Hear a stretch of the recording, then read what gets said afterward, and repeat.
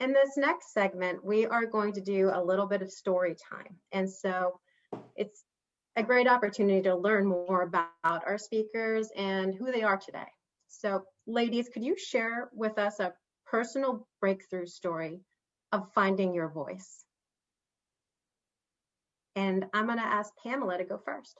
Okay.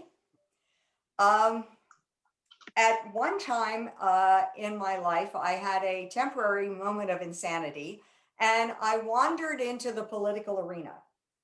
And I ran for political office, and I found some of probably the worst sexism I have ever encountered. And I've had a varied career. I've worked all over the world. So when I say some of the worst sexism I've ever encountered, that is what I mean.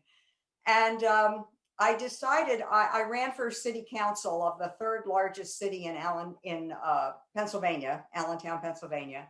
And I won a seat on city council, the only woman on city council. And I had what I thought was a fairly successful run on city council. And the sitting mayor decided not to run for another term, so it was an open seat.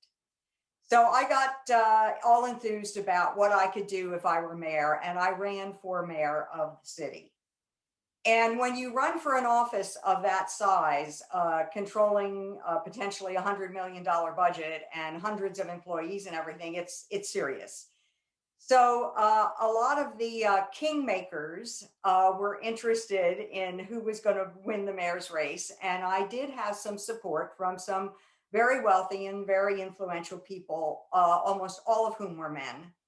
And they formed kind of an ad hoc informal campaign advisory committee to help me raise money and help direct the campaign. Even though I had professional campaign staff, this was kind of a background committee.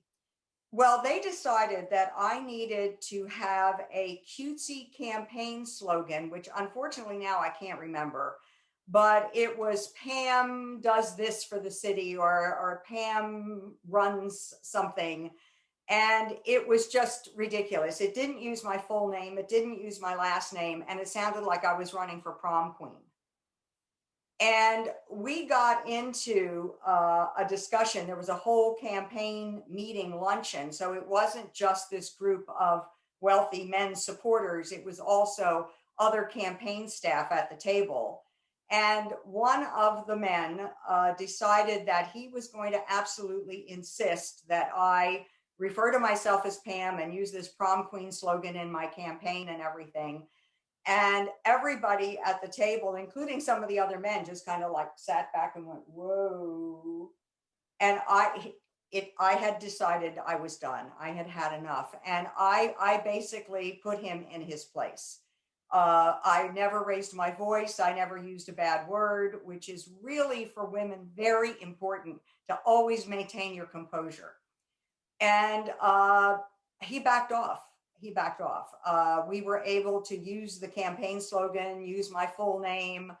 And it was interesting. The most interesting lesson from this was not that I successfully backed him down, but that we went to the ladies' room on our way out. You know how the girls always go to the ladies' room together? And a group of us went to the ladies' room, and one of the women who I admired tremendously, she was very successful, had her own firm. She looked at me and she said, "That was just wonderful to see." She said, "I want you to teach me how to do that." So I realized how even other successful women really are desperate to have the ability to be able to kind of defend themselves and stand up for themselves. And it was a lesson I've never forgotten, to hold your ground.